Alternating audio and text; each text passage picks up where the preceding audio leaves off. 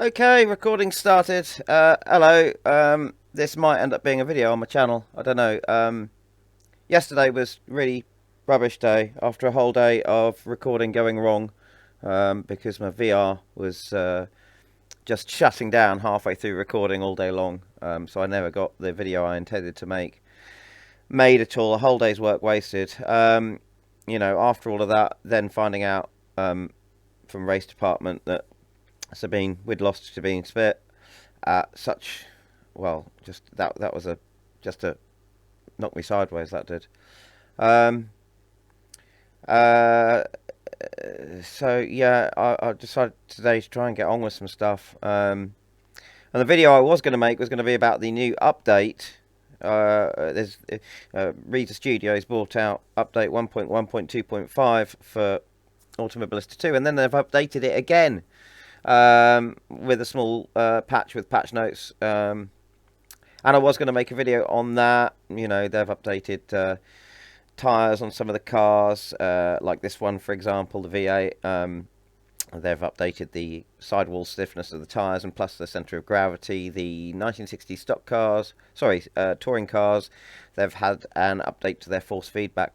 And I was just going to go and basically take this car out for a race to show anyone who's interested, you know, what it's like to race these things now in Automobilista at Bathurst. But I've now got to test and go out and see if I can, because I'm wondering if it's a temperature thing, because I changed a lot of settings in OBS, which meant it's recording a higher frames per second, if that was putting too much strain on the graphics card, or if it's getting too hot, because also now I record with this lovely blue booth around me, which I think cuts a bit of airflow from the windows over here. So I'm wondering if the computer's just getting a bit too hot. So I've tried opening the windows a bit more, changing the fan curve on the graphics card and changing some settings in OBS. But basically, I've got to sit here and go and race for 15 minutes and see if it shuts down. So I'm going to do what I originally was going to do, which is take these things to Bathurst and just show you how good they are to race. Maybe we'll even get a video out of it, hey? If you're watching this now, it means my computer didn't shut down and everything's fine and I fixed it. Anyway, so I'm going to leave the... I did originally do this with a qualifying session and everything. I'm not going to do that this time. I just need to get straight into the race and test if this is going to be okay. Because having this literally shut down when you're doing 180 down the Conrod straight is just... the game keeps running, the on-screen stuff, you know, the screen keeps running. The game's still running on the screen, but it's not in here. But it is at the moment. I'm going to leave I was going to do the opponent skill level at 106, but I'm going to keep it a little bit easier at 100, because my attention is not fully on my driving, because I'm a bit on edge of what might happen. And basically try out these cars now with the centre of gravity. They seem to, when they go over a curb, say, they come down a bit quicker. At least it feels like that. They feel better. And they're great cars, these are. They're absolutely mental, you know, great big family saloon cars, which have basically had a great big fixed wing stuck on the back, and they've taken out your normal road car differential and stuck in a spool. So you've got a completely locked back differential in a car with 640 horsepower. So that's what makes these V8s so incredibly fun to watch and to drive, and challenging as well. Let's just check I've got my shifter in sequential mode, because we've got a sequential shifter here. Right, weather is on real weather, so it's going to be whatever the sim decides the weather is at Bathurst at the moment. Rules and regulations, I've got 3 strikes and then you're out on the penalty warnings there for my drive-throughs in case I cut the track. And damage is on full. Graphics are at medium settings. I've put my headset into potato mode, so it means that my usual huge field of view is shrunk down a bit, so hopefully you won't get a stretched screen. Anyway, I can tell you that with all the updates that have been made, every car that's been updated, everything that's been updated just feels... I mean, they've even updated the cars they've only just bought out, which are the 2021 stock cars, which are great, by the way. I've heard a lot of talk about people, you know, not liking the way they handle, describing them as, you know, like a very high horsepower bus or lorry. Well, I think they are a bit like that in real life, from what I've seen and heard. But I really like them. These stock cars, well, these V8s are absolutely brilliant. We'll see if we shut down. I'll just, before we go into the race, which is going to be 15 minutes, I'm going to just tell you that in my setup I have stiffened the anti-roll bar to make it a bit oversteery, a bit more oversteery than it is on standard.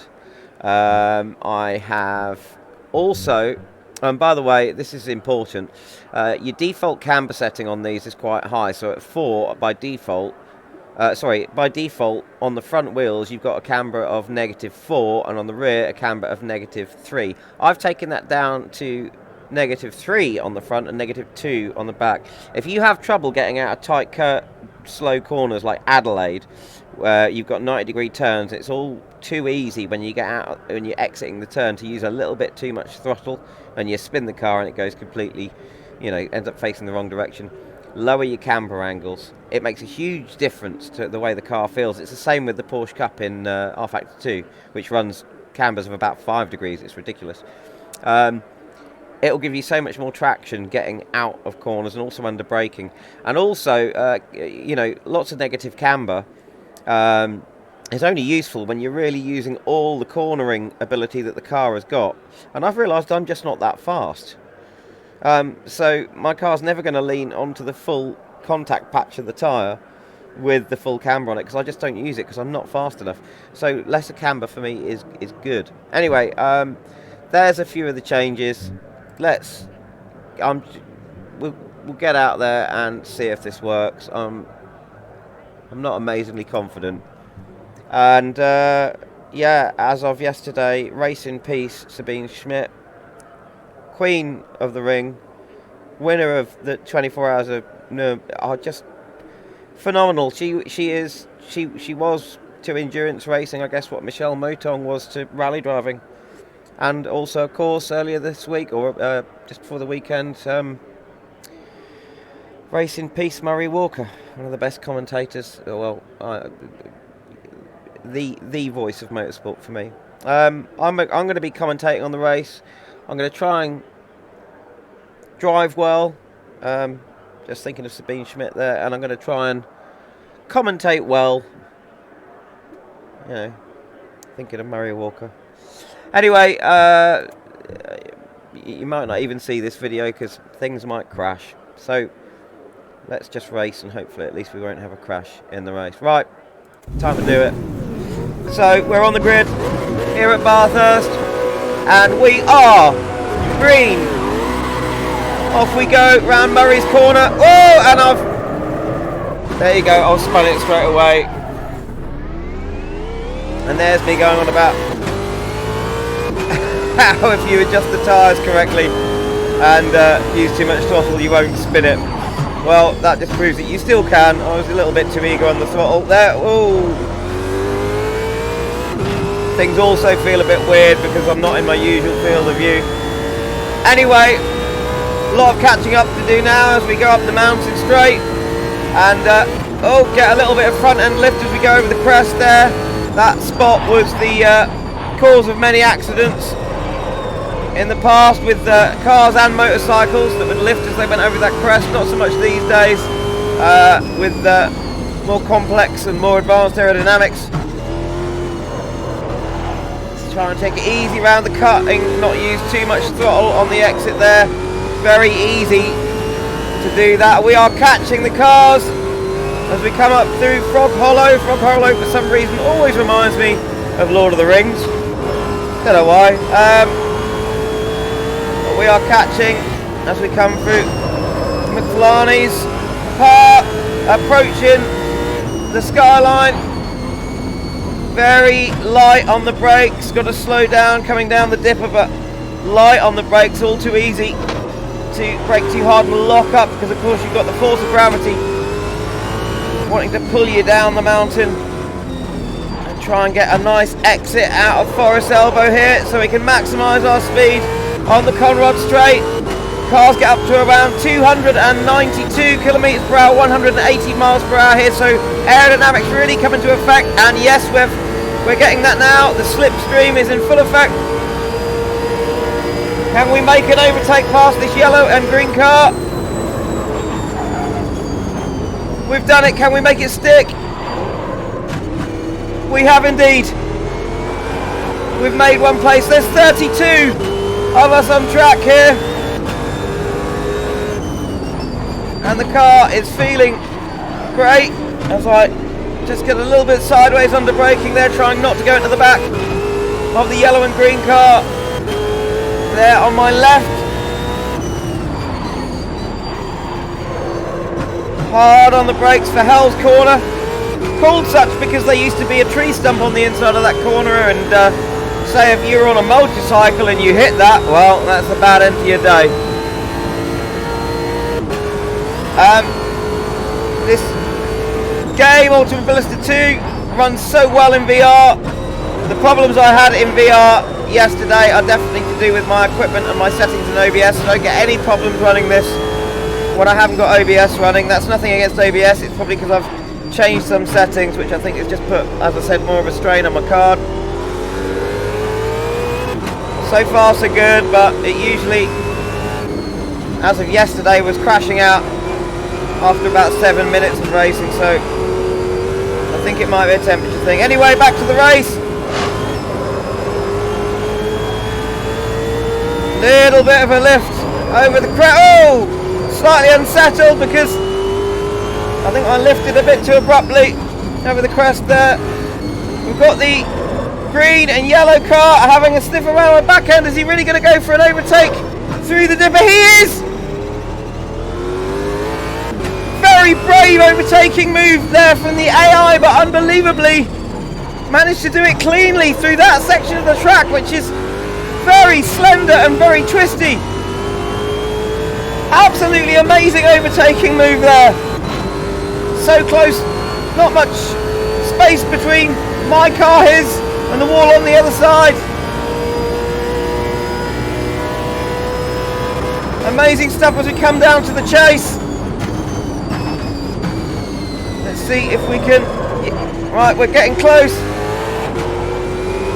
Try not to use too much throttle on the exit there. Don't want to get too overexcited that I've got close to him. Let me make it through here nice and smoothly through Murray's corner. Murray's corner there, by the way, named after Bill Murray, not the actor, whom I do love, but named after a racing driver called Bill Murray, who crashed his car there in, I think, the 1960s.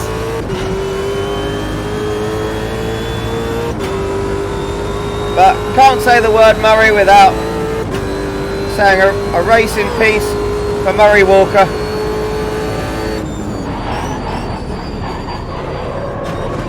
And I can only say I wish I had the driving skills of Sabine Schmidt, but she was a legend and I'm not. She is a legend, rather. But hopefully I can show some passion at least. One thing those two people had in common was an amazing passion for motorsports. Two people that made me smile a lot as well, and two people who I think made a lot of people smile. They certainly both had a sense of humour and both smiled a lot. As we come down through the dipper, I'm not sure I'm going to be as brave as the AI car and try and make an overtake through this section, but maybe I can get a good exit out of Forest Elbow here and use the slipstream. Yes, we've got a good exit. The slipstream, we are coming to effect with the slipstream. We've got the slingshot. We'll pass one car. Can we make another? The engine topping out there at about 180 miles per hour. Can I get through on the inside? Oh! We got through, but I was caught between braking too hard and locking up and not braking enough and hitting the car in front, and I've just hit the back bumper of the car in front. The yellow and green car behind me took advantage of that, came through. I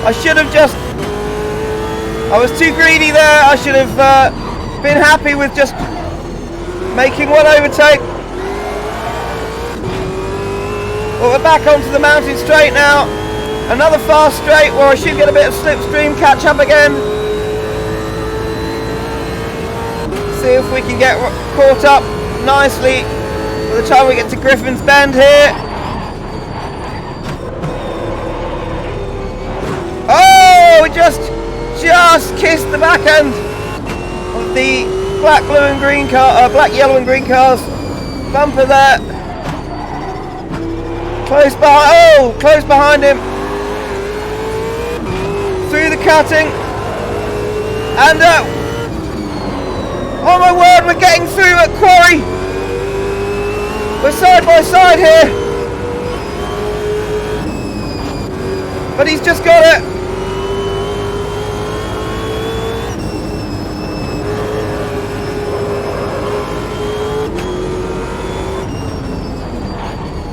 And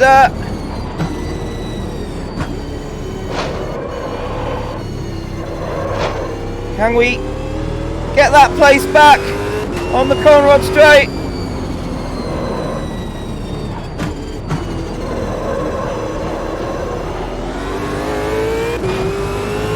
Not such a great exit out of Forest Elbow there.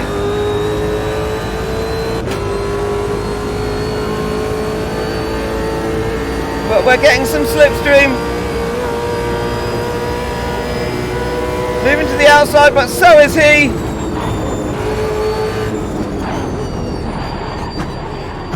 Not gonna make the same move we did last time. And they're getting away as we go under the high-tech oil sign. Down to Murray's corner. Little bit squirrely under braking. And not quick enough on the down change. I have found with these cars, one thing you don't want to do is down change too early. Oh, sideways. Oh, we've hit the wall. Absolute disaster there at Hell's Corner. That's the reason they call it Hell Corner. And the pack's completely got away from us. Got to try and catch up and gain at least one place before the end of the race. It's only a short race, so we've not got a lot of time. Using all the curb on the outside of Griffin's.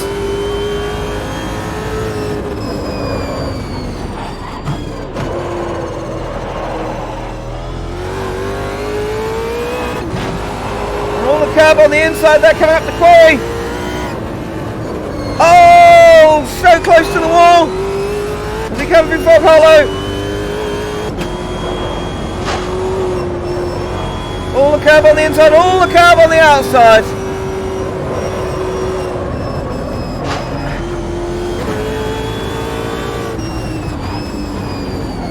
Light touch of the brakes as we go down the hill. Try not to unbalance the car as we go through the turns. A little bit of back end coming out there.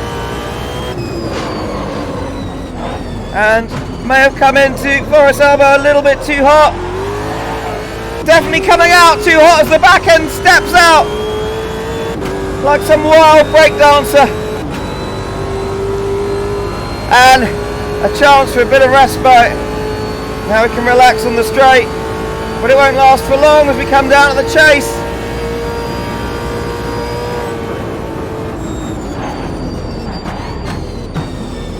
I could be braking a little bit later into the chase, but I'm being tentative.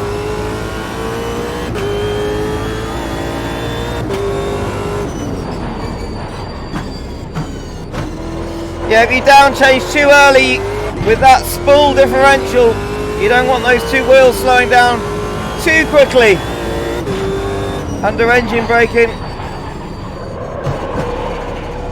because then you'll know all about the sideways action if you do that. I'm being far too timid. Let's have a look. We've got 3 minutes and 20 seconds of this race left. Car lifting there as I fail to lift off the throttle. Front end just lifting up, they're going very wide at Griffin's, but we are catching.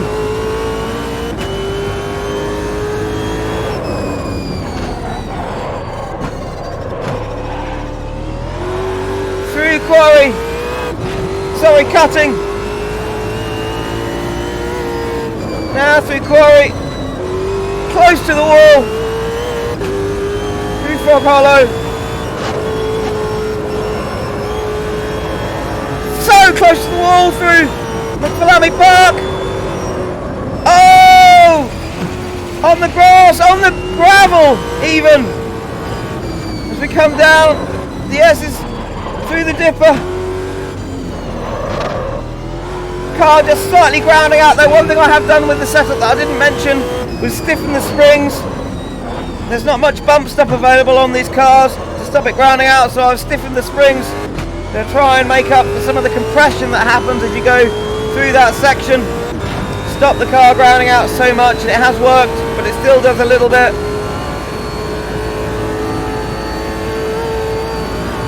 You can see the cars up ahead now. I'll try braking a little bit later into the chase.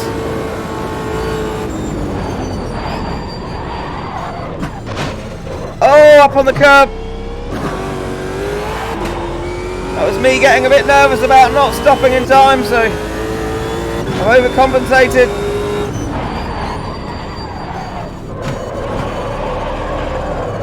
Oh, tank slapper, and the VR has gone. The VR has gone. Still running on the screen. Right, check temps. Is it temperature? I've got plenty of stuff running here to tell me whether that is the case or not. Let's have a look. Okay, what is our MSIR? We're not at high temperatures. We're not even at high temperatures.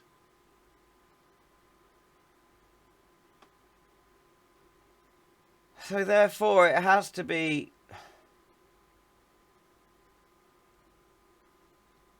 something to do with OBS.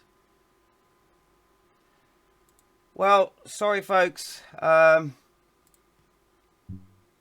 Maybe I'll release this anyway. See if anyone's got any ideas. Anyone got any ideas?